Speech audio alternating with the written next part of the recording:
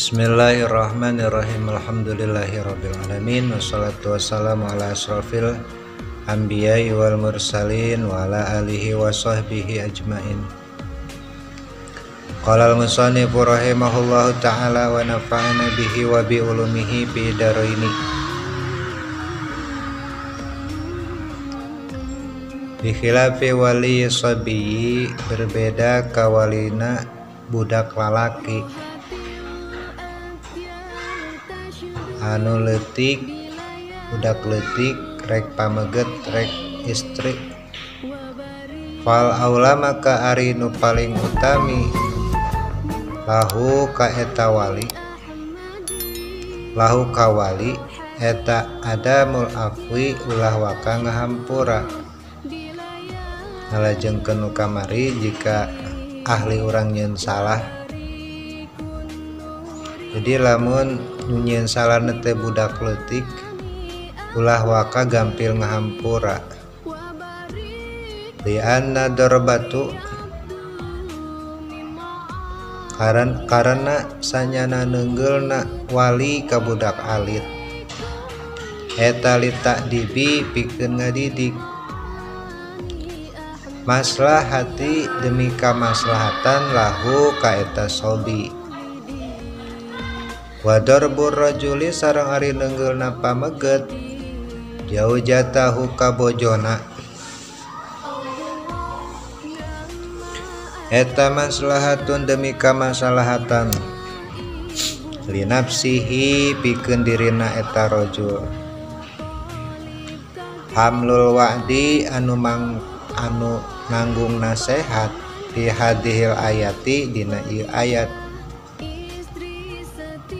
Maksudna mah jingseunan awewe anu nusuz ala halati adami tahqiqi eta tetep dina tingkah henteu nyatana nusuz. Maksudna mah isingseuna rek diteunggeul lamun eta nyusuzna teh can nyata, jadi sebatas keur disingseunan hungkul awas lamun kitu kieu atawa nusuz rek diteunggeul sebatas nyingsieunan. Wal hajru sareng ari ngareheng atau ngajauhana caroge ka istri ala tahqiqi kana benerna kabuktian nusuzna teh min goiri taqarrurin bari jeung karek mimiti teu berulang kali nusuzna alama kana netepan kana perkara idza taqarrara di mana berulang naon anu suju nusuzna durhakana eta istri ka saroge eta huwa ari neunggeul eta mah perkara sahahu anu tos nyohikeun kana dorbu. Ar-Rafi'u Imam Rafi'i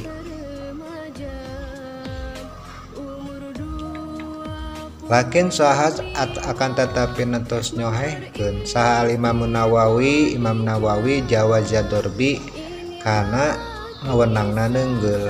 Jadi mun anggaplah durhakan teh karek mimiti nusuzna teh karek mimiti ulah waka diteunggeul, tapi Imam Nawawi mah buat henging diteunggeul sanaos nembe sakali.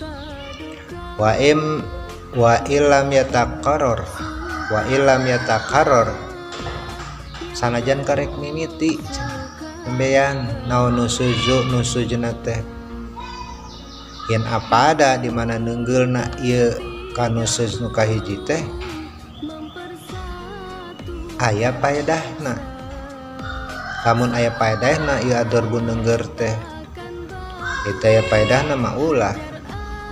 Wa taqdirul ayati sareng ari kapastianna ayat alehi ka eta neunggeul kana menangna neunggeul walati takhafuna nusuzahunna tina lapat aya tina kalimat allati takhafuna nusuzahunna fa in nasajna maka lamun nusuz ieu istri fahjuruhuna maka kedah ngareheng aranjeun ka istri fil madoji di tempat sarena wadribuhuna sareng kedah neunggeul anjeun ka istri. Pamana tahopuna makarimana lapat tahopuna hina idin dina ieu ayat eta ta'allamuna ngajarkeun caroge ka istrina kana pirang-pirang ancaman Allah ka istri anu durhaka ka jadi carogena. Wa kharaja sareng dikecualikeun bil ilmi ku kanyahoan bin nusuji kana nusujna istri naon perkara idhaharat di mana dohir nyata amaratahu tanda-tanda nyusujna teh ima biqolin boh rek ku ucapan kaan sorot saperti kejadian naon tajibuhu ngajawabna istri ka carogena nalika ditaros bikalamin khasyanin kalawan ucapan anu kasar.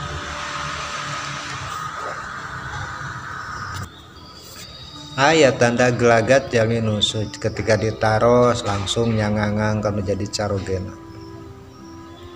Badaan kana padahal sateacana teta bilayanin istri teh lembut kanu janten carogena.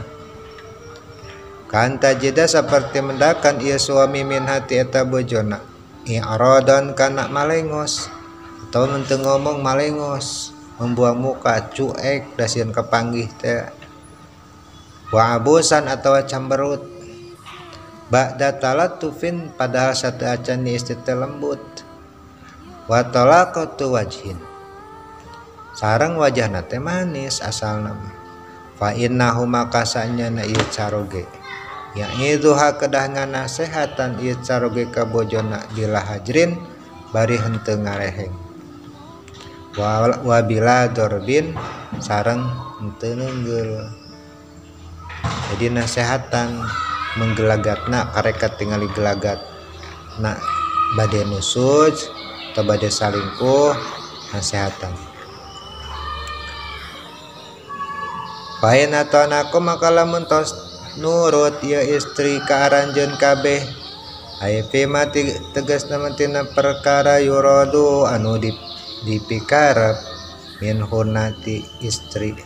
Jadi mun istrina tos taat nurut kana nasihat urang ala tabgu maka ulah sok neang-neangan aranjeun kabeh aitat lubu tegas nama nyupri ungkit-ungkit alaihina ka istrina sabilan kana jalan autori kon ategas nama cara ila dorbihina supados anjeun hayang neunggel kaantu bihuna seperti sarogi ungkit-ungkit kejadian nusujna istri alama kana nusujna istri madon uka pungkur diungkit-ungkit teh dah hayang neunggel teh tujuanana tekenging.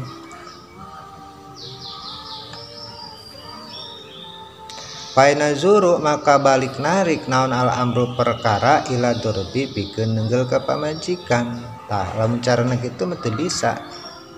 Wa yaudu sareng bakal balikan deui naon al hisomu permusuhan bakal justru bakal timbul deui permusuhan. Bal ij'alu balik teh kudu ngajadikeun anjeun makana perkara kana ieu aya perkara teh min hunati istri eta ka alam yakun anggap wah seperti tidak pernah terjadi apa-apa, tak pernah nusuj. Fa inna taiba karena sanyana jalmi anu tos tobat tina perbuatan salahna mina zanbi tina dosana tina nusujna munisi nusujna kaman saperti jalmi la dzanba anu teu aya dosa lahu eta tetep ka jalmi anu tobat. Jadi tong diungkit-ungkit dari lembaran dahulu ditutup buka lembaran baru. Wa qala Rasulullah sallallahu alaihi wasallam wallahu alam bisawab. Mudah-mudahan manfaat. Assalamualaikum warahmatullahi wabarakatuh.